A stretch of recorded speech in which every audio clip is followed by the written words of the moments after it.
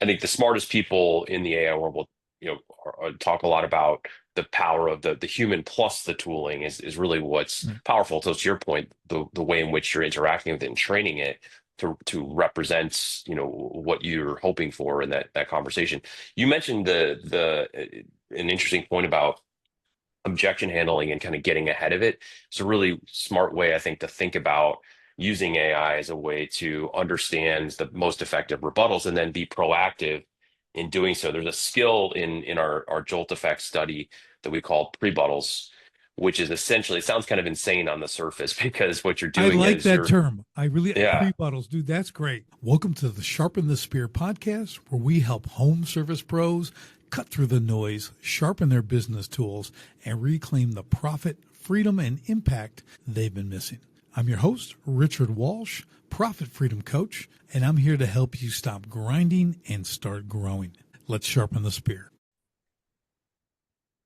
And we are back on STS, Sharpen the Spear podcast, with another incredible guest. I've got Ted McKenna with us today. And Ted, as we always do on STS, no one knows Ted better than Ted. Ted, give us that backstory, bring us up to speed, and we will get into the conversation. yeah, great. Well, thank you for having me on the show, Richard, and looking forward to the conversation. So Ted McKenna, I'm a co-author of a couple of big studies that have turned into a couple of books, most notably The Jolt Effect, and more recently the Activator Advantage. I'm a researcher by trade, and kind of go back way back in the Wayback Machine to a company called CEB or Corporate Executive Board, which is now owned by Gartner. That's kind of where I grew up professionally, studying sales, trying to understand how buyers are changing and the new ways in which they're researching different potential solutions and the conclusions they draw and the spots they force salespeople into. So that's what I've dedicated most of my career to. Um, and so yeah, a couple years ago, my co-author Matt Dixon and I, we launched along with another fellow named Roy Channer, launched what turned into two separate companies focused in on helping companies to implement what we're finding in research. So we try to understand what are high performing sellers doing, how are they shifting. We codify that in research and curriculum, and then help other organizations to adopt those new skills. I love it. I love it. I really like the combination of the research and practical application because I think if you don't put the two together, it's like if I read a book and put it on the shelf. That's And right. that's all Yeah. I do, right? So Yep. it's Yep. it doesn't really help me at all. Okay, it's We, that feel good for the moment, but how do I actually put it into use? Yeah, it feels like there's a lot of business books that fall into one of two camps, which is like, an interesting first couple of chapters and then a whole bunch of nothing after that, or sitting a lot on the problem of like trying to convince you there's a big problem without a whole bunch of detail on the solutions. We're probably too forward about what we find in terms of the solutions. So people, often we'll find people doing book groups and whatnot with our books, which is perfectly great. Of course, we think there's a lot more to it in terms of if you really want to sustain this for a team or for over time. There's ways in which you can kind of adopt new principles, but we try to give as much value as we can in the book. That's great. So let me ask you because I love like you talked about. So a lot of us have been in business a long time. You've been doing this a long time. I've been doing this a really long time, and I like what you said about the kind of sales evolving more from the customer perspective, right? Hmm. So it's like the changing needs, and this can include everything from the introduction to the internet, to AI, to Yep. car sales, whatever you want, right? Like the whole thing is it's very interesting to track that because I don't think I've thought enough about that, Hmm. right? That actual that lens. Okay. Look, I do like to go from the customer's perspective. I like to think about that, but I know I haven't gone this deep in what Hmm. you're talking about. So let's kind of expand on that a little bit. Sure. Yeah, I mean, so it's something we've been tracking for, gosh, probably 15 plus years. If you think about it just in a simple way, like the invention of the internet changed purchasing forever, right? Mm-hmm. The ability for buyers to learn on their own in ways that they could not have previously. And you mentioned cars as one simple example, not a new one, but way back in the day, well, 15, 20, 30 years ago, you go to buy a car, what do? You go show up at the dealership and you try to get the person to help you understand the different models and all the different, potential options and what have you. You'd never do that today, right? You know exactly what you want before you walk on that lot. You know what you want to test drive, and you're just trying to get the best price for the thing that you've already determined that you want to buy. And that's true more broadly, even for very complex business to business solutions. That doesn't mean the research that the buyer is doing is correct in the sense that like they may have arrived at incorrect conclusions or have found a way to kind of put that person or that company in a box in ways that maybe aren't all that helpful to the supplier. But nonetheless, the reality is for that person who then the seller has to have that conversation. You have to grapple with that reality that like this is a very highly informed individual who thinks that they understand what they want to do. And then, of course, on the B2B side, there's been a couple other big trends that we've been tracking too. So in business to business settings, you tend to see more and more groups making decisions. So committees you have to navigate, which makes it far more complex. And then more recently, a lot more uncertainty for the buyer. You mentioned AI as one angle. We can certainly go deep there, but just more and more emotion, inside the purchase, which manifests in indecision, stalls, and more generally, the buyer feeling like, you know what, I'm kind of tired of being oversold or sort of over purchasing and the effect that has on them in terms of the egg that they worry about having on their face or looking kind of silly. These are all dynamics that really do affect both buyers and of course then the conversations that sellers have. Yeah, I think when we talk about the car sales, I'll just use the blatant one, Carvana. It's a Uh-huh. stinking vending machine of cars, right? You got 10 stories or whatever of like cars on a rotating thing. Like you go pick it, you put the money in, you get it out. I know it's not just like that, but I'm like, well, like to me, like I'll tell you, because I hate buying cars. Yeah. Nothing more do I loathe in my life.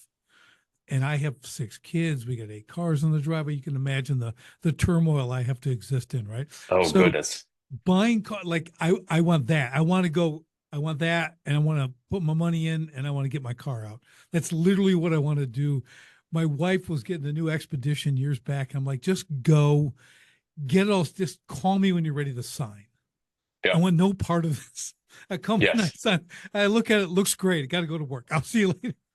Yeah. Yeah. So it's I Totally. get it. Well, and it changes the economics, right? I'm no expert on car dealerships, but it feels like more and more those businesses are more like financial services companies or like service and parts companies, and that's where they make their money as opposed to trying to eke out that extra margin on that purchase because the buyer is just so empowered with that information they have. Yeah, I agree. So, and that's a whole nother story, right? Is navigating that kind of stuff. Hmm. Navigating the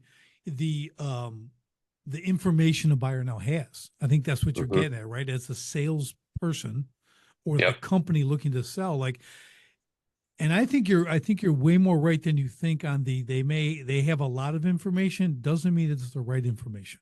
Hmm. I mean, Yeah. that is so common. I mean, we hear people, it's the old, well, it's on the internet, it's got to be true. It's that kind of thing. Yeah. So, a lot of Well, misinformation.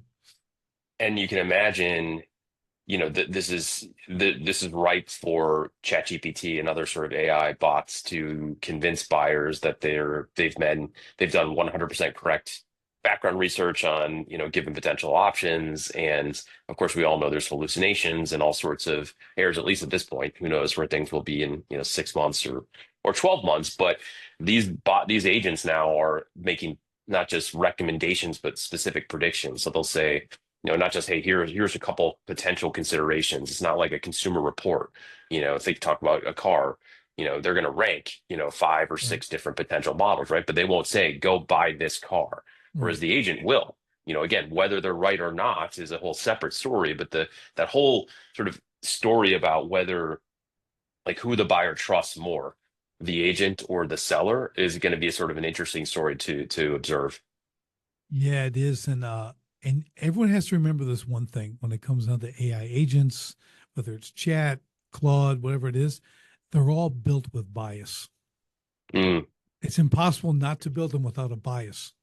Okay, so whether it's political or manufacturer, whatever it is, there's a bias always. You may not know it right at the beginning, but there is prompts and questions you can ask to kind of figure out what the bias is, because you got to be aware of that, Yeah. right? Because it can. Yeah, no, I mean, I'm sure that's true, in a whole bunch of different ways. As somebody who's dedicated my career to research and trying to find net new insights and newsworthy things, the troubling thing, I mean, there's a whole sort of like plagiarism, content, stealing sort of a side of things that troubles me as an owner of a couple of businesses in that respect. But even just like on a creative basis, what I think you worry that people forget that one bias is essentially that they only know what they know. Those models they only can That's it. spit back what they've been trained on.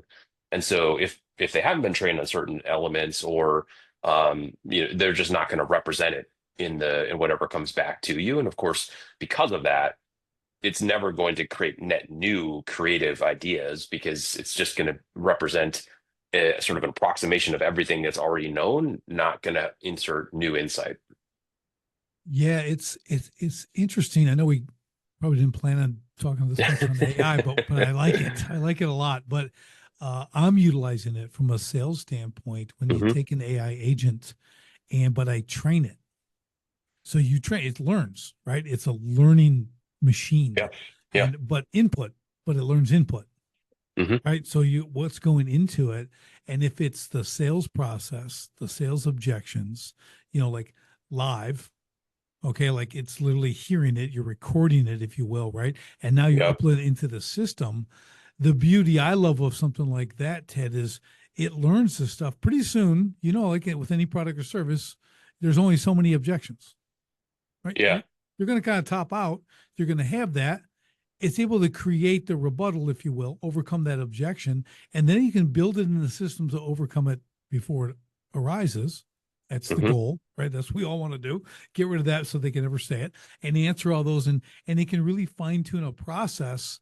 Even if you're taking it now, like you build it, then give it to your salesman. Here's what you do.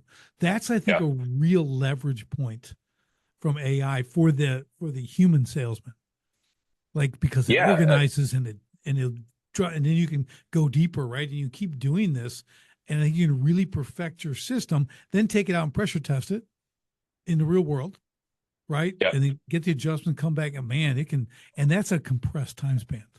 It's really Yeah. fast. Yeah, it's very exciting, all the tooling that's made available for anyone who's kind of in sales or in a sales or in a role that requires us to at least sell for part of our time. And of course, there's tons of efficiencies to be gained Mhm. from a time management perspective, sales process perspective, which is really exciting. I think the smartest people in the AI world will, talk a lot about the power of the human plus the tooling is really what's Right. powerful. So to your point, the way in which you're interacting with it and training it to represent, what you're hoping for in that conversation.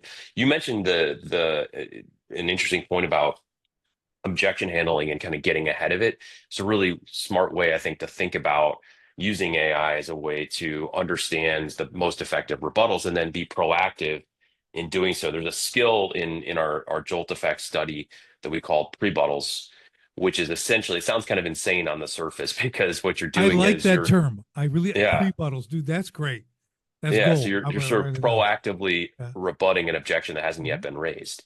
You're trying to get ahead of it. And there's reasons why that makes the buyer feel like, you're kind of looking around corners for them and you're doing homework on their behalf and there's real effect it has on their level of indecision. But more generally, I think it's just a smart kind of sales tactic and using AI as a way to help you understand what those pre-bottles might be is a really smart tactic, I think.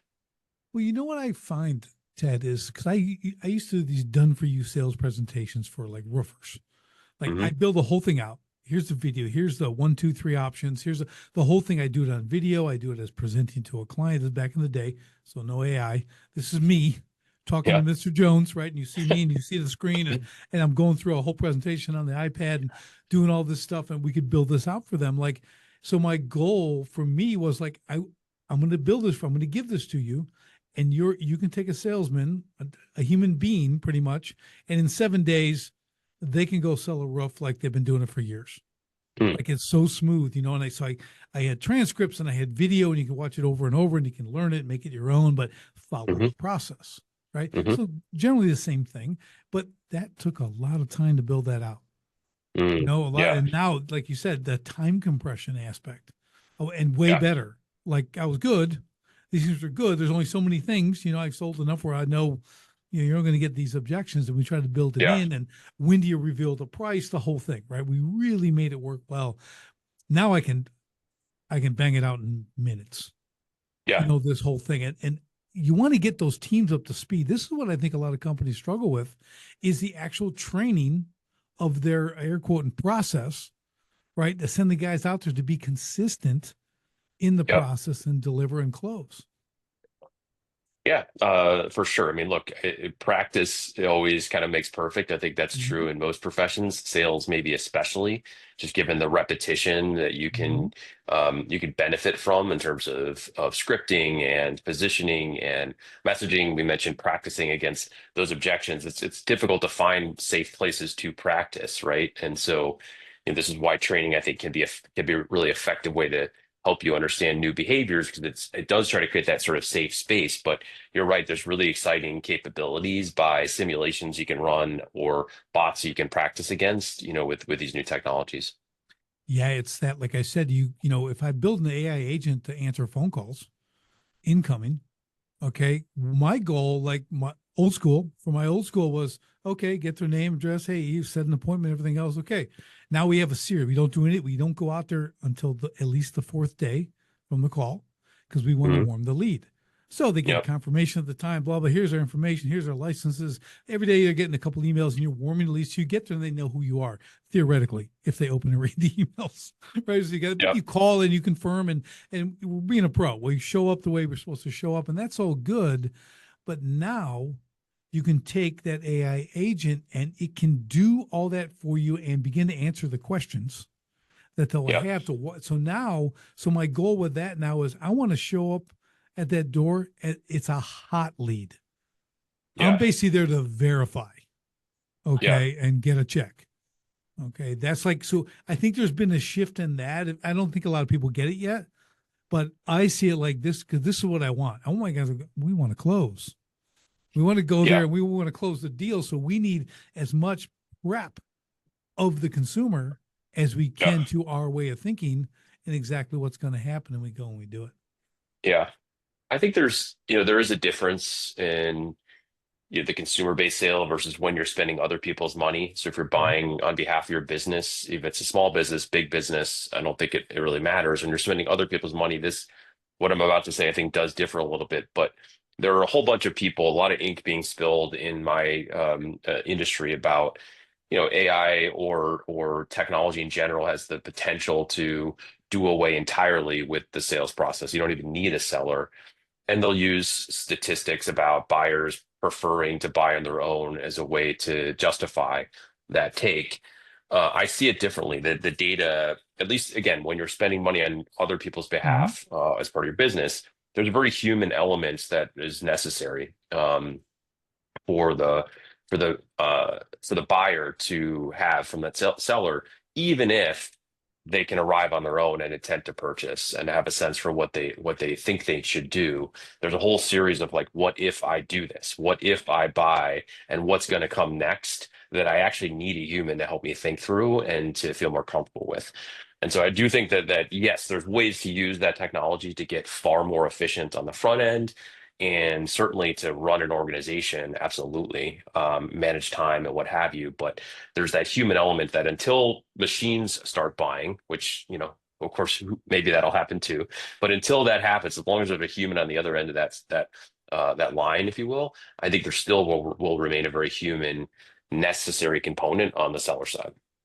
Yeah. And I have to agree with you on that, Ted, because we're still human beings. Hmm. There's still a connection that's needed. And I know I got the guy who like pioneered AI voice. I've talked, like I'll be talking to him this afternoon again.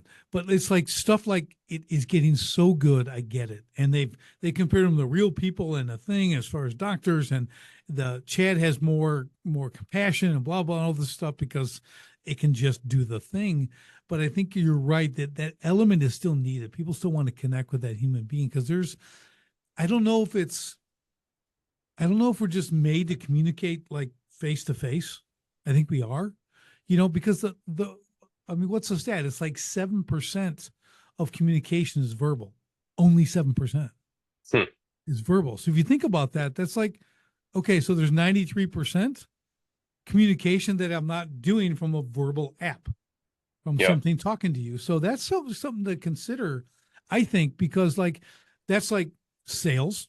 3% of all buyers are ready to buy now.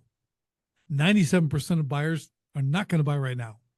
That's the stat. Yeah. So there's a sales Yeah. process, right? So you got to understand that. What does that look like? How do you incorporate that? So I think Hmm. people aren't looking at that. They're kind of jumping a little ahead too fast, Yeah. and like here's a great example. Remember, like it was like 2098, 99. I'm in this restaurant, cool little place in Chicago, and talking to the guy. We're talking about the internet. He goes, "Yeah, people, and everyone's raving that there will be no more stores." This is 1988. 98. No more stores. Going to be internet. It's coming. There's going to be no more stores. And the fascinating thing was, jump forward to 2013, 14, 15. Only 7% of all retail sales were done online. Okay. Think of like, oh, Yeah. what happened? There'd be no more stores. Matter of fact, like digital marketer companies like that, they were buying brick and mortars Yeah. Yeah. because they're Yep. like, we're missing. So they started buying the same stuff they're selling online. They started buying the physical stores, because they're leaving 93% of the money on the table. Yeah. Yeah. There's a tactile element, to wanting to touch and feel those things, or even just the ease of Yeah. returns and exchanges. Yeah. I mean, I got to put the shoes on, man. I got monstrous feet. Don't fit, man. I'm not going to wait to get it and then wait to return it to Yeah. get another. Like, come on. I mean, maybe I'm just old school, but dang, put the thing on my foot, feels good. I'm out. Here's my cash. Yeah. It's on my car.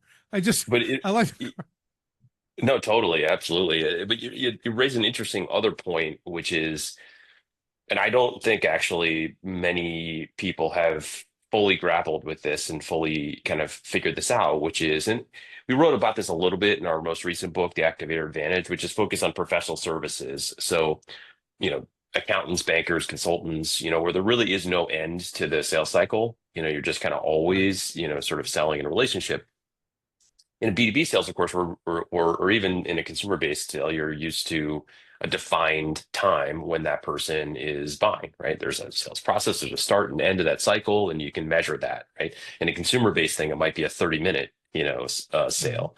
But you said something earlier that it caught my attention, which is, yeah, if only 3% are buying now, so what is that other 97%? What are you doing and how are you engaging? And it's not just a marketing thing, which is I think traditionally how we've assumed is kind of the role is like keep them warm, put them on the newsletter list, what have you. But how can the seller engage with those buyers even well before they decide they're going to initiate that purchase? You got to find scale, of course. You got to find ways to, but what we find is the best sellers are cultivating their network and they're finding ways to interact in places like LinkedIn or other sort of online forums, just as a way to kind of again sort of warm them on a more personal level over time to so that they're the person they call when they are ready to buy. Yeah. Isn't that, I use, this, it's relationship building. To me, that's what they're doing. You have to, we talk no like and trust and all that, but that's all part of it. You have to cultivate a relationship. Doesn't mean it's to be the deepest thing to become your best friend. But I'm saying like there has to be reason to talk to them and reason for them to talk to you. Right. That ongoing conversation is what does it. Just like if I have a client, I build a great home for them, everything else is great. Well, I don't never speak to them again. Yeah, Like they just dropped $1 million with me. All right, see ya. Enjoy your home. And I'm supposed to never talk to them. Like it yeah, kind of doesn't make sense, but that's what people do. yeah. Yeah, the activator advantage is about these people who we call activators who are a certain type of business developer, and that's exactly what they do. Yes, it is relationship building. I guess the one distinction I might draw is like what is the basis of that relationship, Mm. right? And so you're indicating, I think, what it is, which is that you're flowing value to those people in your orbit, in your network. Right? Rory Channer is one of co-author of the study probably one of the most quintessential activators you can find. That's the way he thinks about it, as kind of flowing value across your network. Think about yourself as almost like a general contractor for expertise Hmm. in people, like for people in your orbit. That's a high value thing to know you and to be in, it's sort of, whether it's you sending articles or giving you ideas or inviting you to dinners or what have you. But like those types of people are always going to be the first person that gets the call, when that buyer is ready. Right, right, exactly. I love this. So, with the book Activator, okay, so give me your actual definition in this scenario with your book, because I have one, and I'd like to hear yours on Yeah. what an activator is. Yeah, and then we can also talk about kind of the themes Yeah. between the jolt effect and activator advantage, because there are some sort of carryovers. But so the activator was a big study initially we called the Rainmaker Genome Project. I didn't until now realize how much of a tongue twister that might be. Um, Big study we did on partners in professional services. So doer sellers, right? I suspect a lot of the business owners and other people in your audience can identify with this, where it's a kind of Hmm. like a part-time job to sell, but then you have to do a bunch of other stuff. So if you're the lawyer, you've got to try the cases still. If you're the accountant, you got to do the audit still. But then there's this expectation as you rise in your career that more and more of your time is going to be dedicated to developing business. So what we studied was, who are the best people doing there? People who have to both sell and execute, where you're basically your product is your expertise, your Hmm. what's in your brain, right? How do you do that? So big survey, hundreds of interviews of different partners and leaders inside these types of firms. We found there are five different ways to kind of go to market. And one of those ways we call the activator is the winning profile, the one actually is of the five, the only one that has a positive correlation with improving business development over time. You can still be a high performer and represent one of those other profiles, but in terms of like where buyers are going and how things are evolving, the activator is the one that's kind of leaning more in that direction and more likely to have success. Activators are doing three things differently than others. They make a very dedicated commitment to business development, which kind of sounds like an obvious thing. But again, when it's a part-time job, it can be easily crowded out by other type of activity, right? So they are habitual in how they approach it. They typically have some sort of system, and they're very regular about how they approach things. They think about things like the decay rate of their relationships, right? So like when's the last time I was in touch with Richard? I haven't been in touch with him in a while. If I don't touch base with him soon, things are going to start to decay, right? So that's one thing they're doing. The next thing they do is they connect in sort of a broad and deep way. And I reference that a little bit with things like LinkedIn, but they make use of events and other ways to make sure that they're connecting on multiple dimensions with their clients, with people inside their client organizations, but also third-party individuals that can be helpful to others. So if you're the lawyer, who are the accountants I might refer in, or the real estate agents who can be helpful and what have you. Um, and then the last thing is they're very proactive in creating value for people. And that can happen at all points of the kind of journey, if you will. So that can be in pitches and it can be in the project execution even. But it can also be, again, sort of exchanging value throughout the relationship in very different ways. So those are kind of the distinguishing characteristics of what those people are doing. Oh, I love it. Yeah. Mine is a little simpler. I'm an activator. I get stuff done. Okay, so that's you don't have to ask me twice. I see it, I do it, it's done. Uh-huh. Okay, what's next? So yeah, you have a Like it. far more encompassing definition. I like it, but it's true because the doer seller really common in my industry, like the service and trades, and guys are building they have a Mhm. plumbing company. They're selling and sometimes they're installing. They're still sweating Yep. pipe, maybe, or they're building the business and they're selling. Because Mhm. my whole goal, I have a current client, I like, you need to stop selling. We need to get you onto bigger things. We've reached this point where like we have to get salespeople, trained up. And of course, the big pushback is no one's as good as him or her. Sure. Of course. Yep. So I've had to fix that. I'm like, I Yeah. know you all think that. This is the big lie you tell yourselves. Okay. Like, I'm here to create freedom in your Yeah, life. yeah, it's a And lifestyle change for sure, but it's also a way to scale your business, right? yeah, when I said you did 7 estimates yesterday, when do you have time to do anything else? Yeah. Like, I love it. You're killing it. and you close a lot of those, but I need that inner genius out on paper. I will build this out.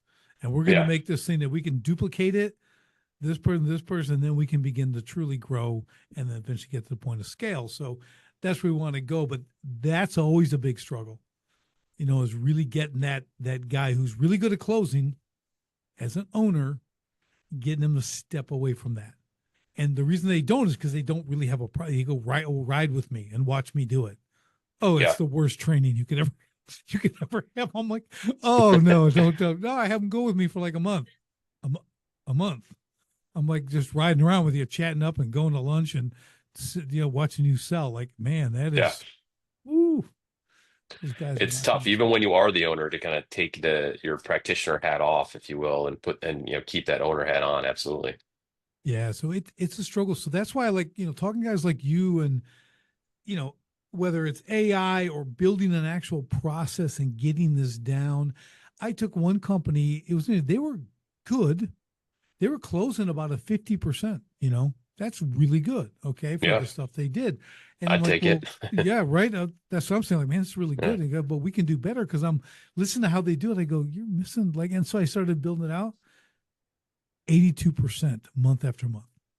I took them to 82%. Wow. Okay. And they're like, I go, you're just missing a few things. Like, you're Hmm. really good, but this is the point of like, we have to listen to conversations like this. Yeah. Okay. Because you can go higher. A 3% increase is huge, depending on where you're selling, right? Hmm. You guys went up Yeah. 32%. It's It's like crazy. month after month. It wasn't because of the salesman. Yeah. They got the same guy. Okay. It was like 50%. Yeah. You're pretty happy. And I bump them up 32%. That's amazing. That's a testament to you, but I also think you're speaking to a broader thing, which is that, often there's a lot more low-hanging fruit out there to get when you go to think about sales improvement and sales effectiveness improvement. And sometimes we're our own, and when I say we, I mean like senior leaders, we can be sort of our own worst enemy when we set these expectations. Like the only possible way, the only reason I might invest in training, or the only reason I might go and try new things, is because it's going to transform our business, or that we're going to get 100% adoption. And we lose sight of the fact that, like, hey, literally, if you just make these three things happen with these five people, to your point, a 3 or 5% return or improvement can make huge differences for certain businesses. Yeah, it really can. I think the point being, like, it's not like me. It's like the ability to like really re-examine your process. It's like anything else, like shopping insurance. Like, you need Hmm. to shop insurance. Don't just stick with the same thing year after year. Like, go have people do some comparisons, and you're going to see you're going to save a lot of money. Hmm. Okay. So sales, same thing. Like, what are we actually developing here? What's our outcome? What are we looking to have? And those compounded small changes, like you said, are really important. And if you're not, as a business, we always talk about you're only going one of two directions. That's forward or backwards. You don't Hmm. get to hold the line. Okay. You're going one way or the other. So if you're not having a kind of an innovative mindset, even in sales, it's going to hurt you. I mean, you don't do something completely wacky, right? You're going to pressure test this stuff. You're going to build it out and split test it like you would do with marketing.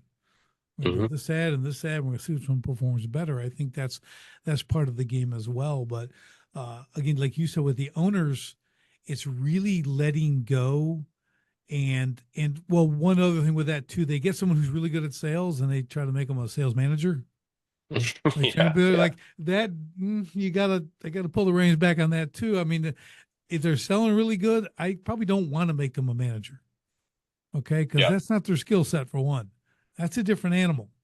A sales Yeah. manager is a way different person than your killer closer, right? So it's just a cautionary tale for people, because I see it happen all the time. They do it Hmm. on the front line in manufacturing. The guy's really good at his job. They make him a lead, and Yeah. he's just, but I just want to do my job.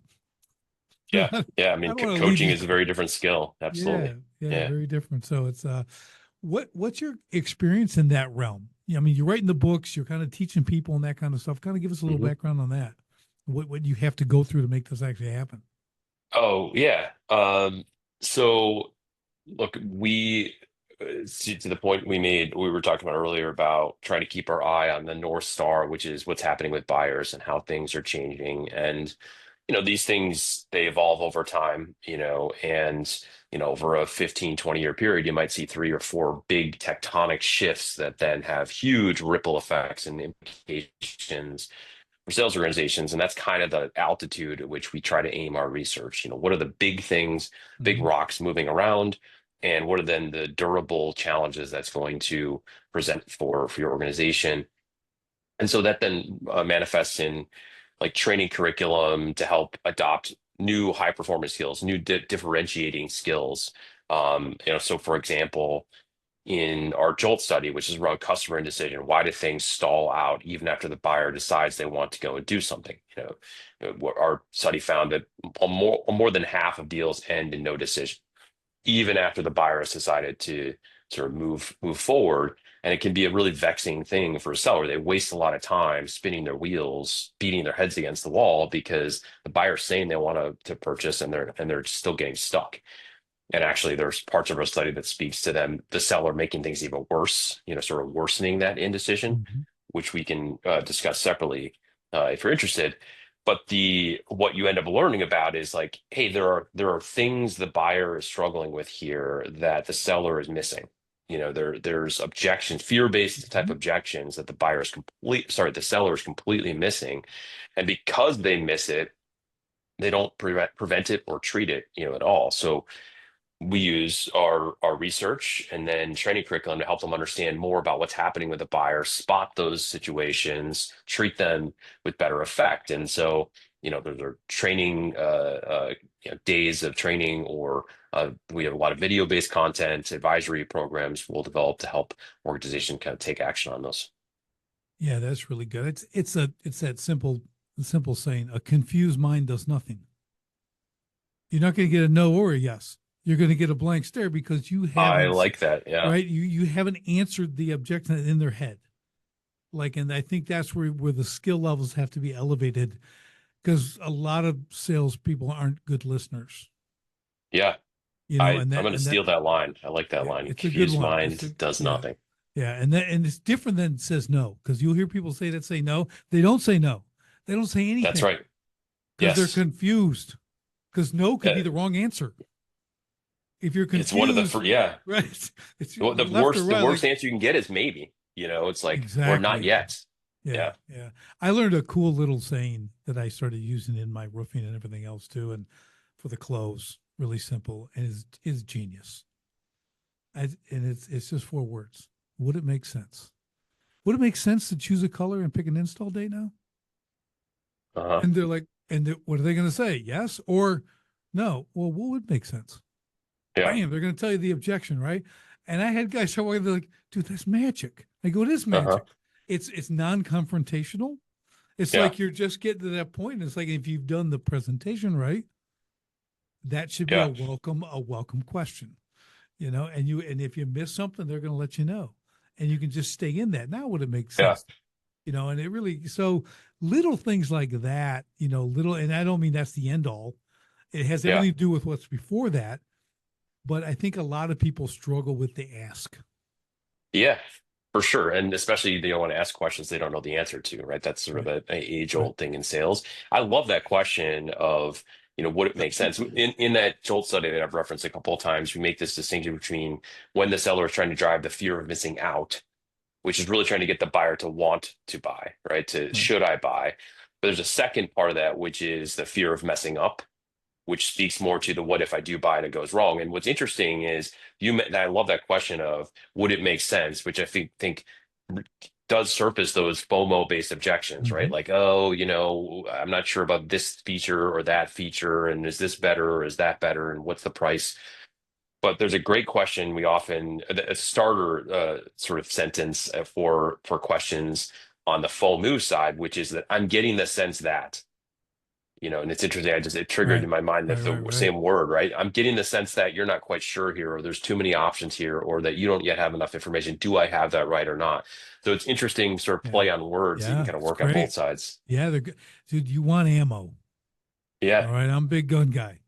I can't have enough loaded magazines. Okay. I need ammo. So I just look at it like that. If I give me that one and give me that one, because everything's situational. Uh-huh.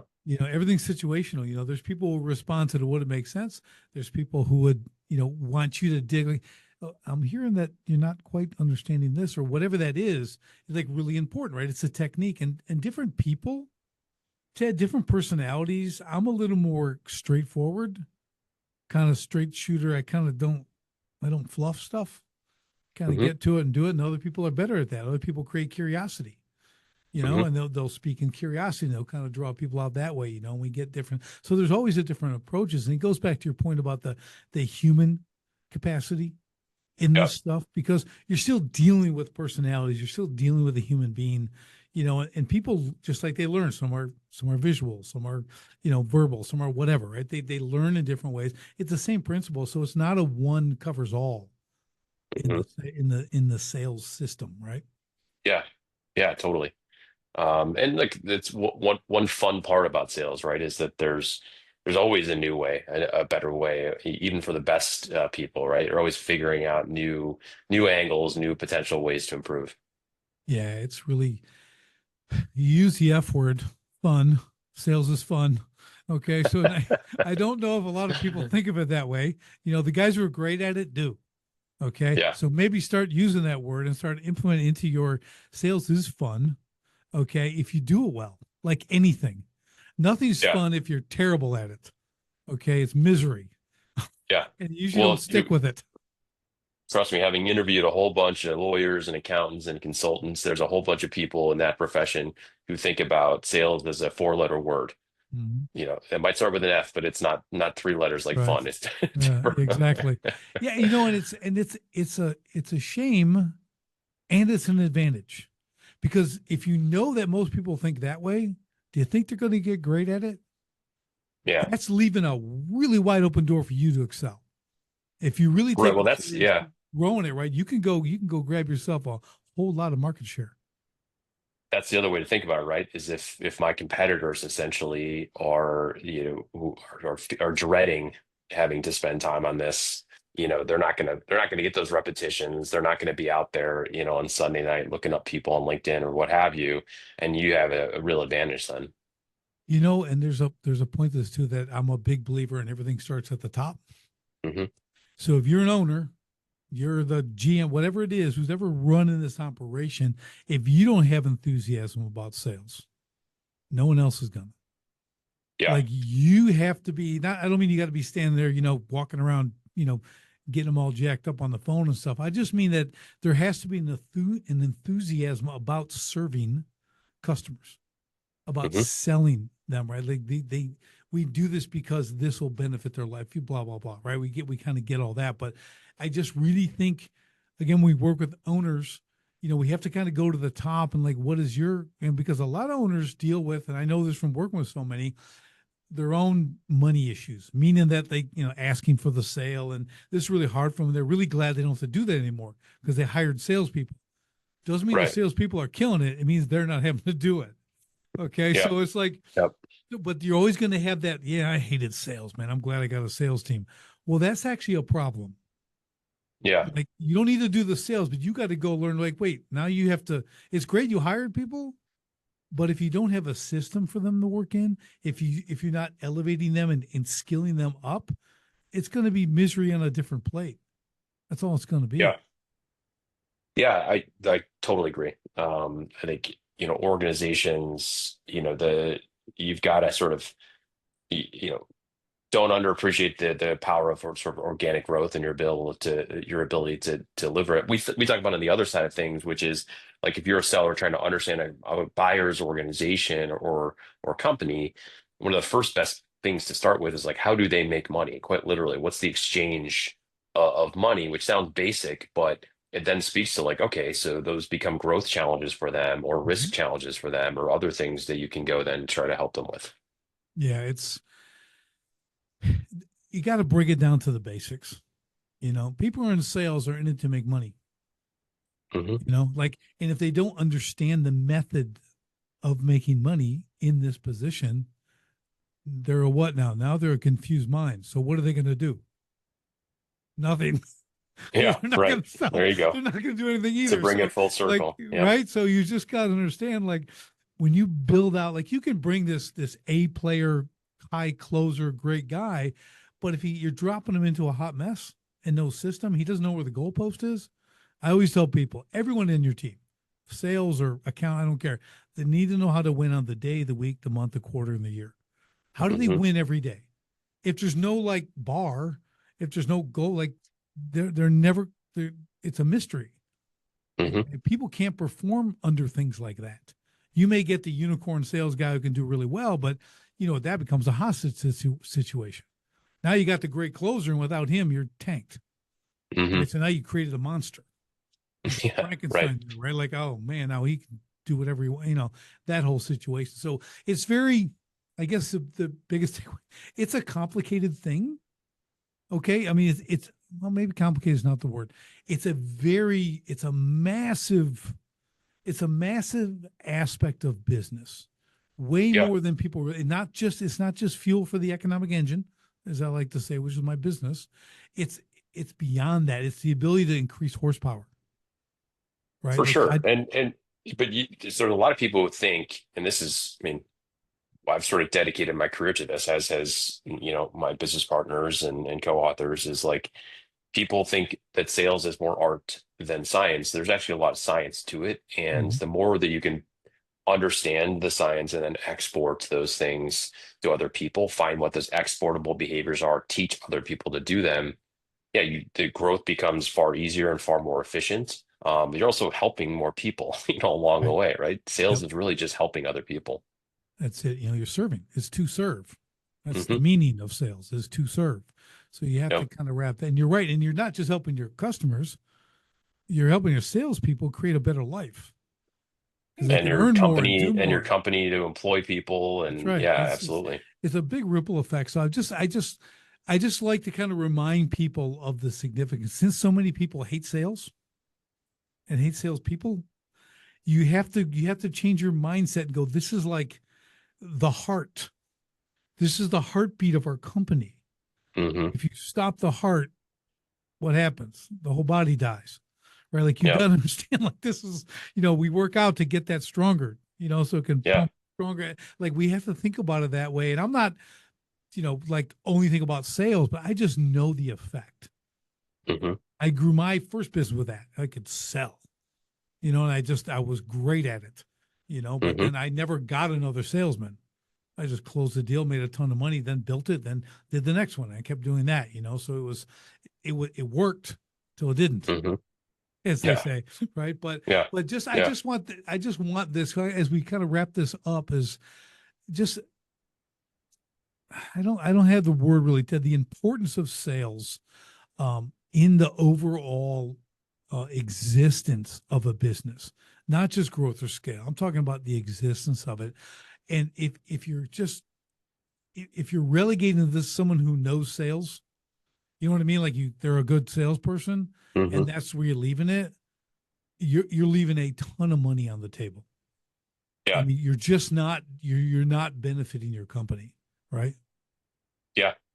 Oh, for sure. Again, I couldn't agree more. We were in violent agreement on that front. Yeah, yeah. So that being said, like for you and what you guys do, you got the two Hmm. books. How do people, Hmm. kind of get into your ecosystem, if you will, right? If they need Yeah. some training or whatever you've got, let's share that now. Yeah.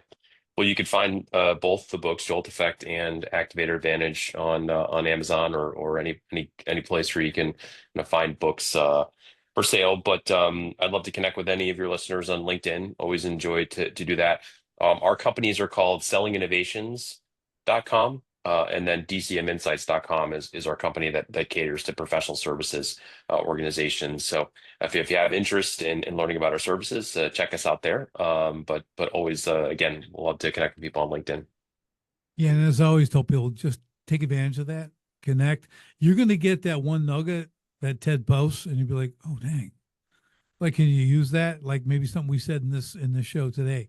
You get I that, go hope take and so. use it. Like, would it make sense?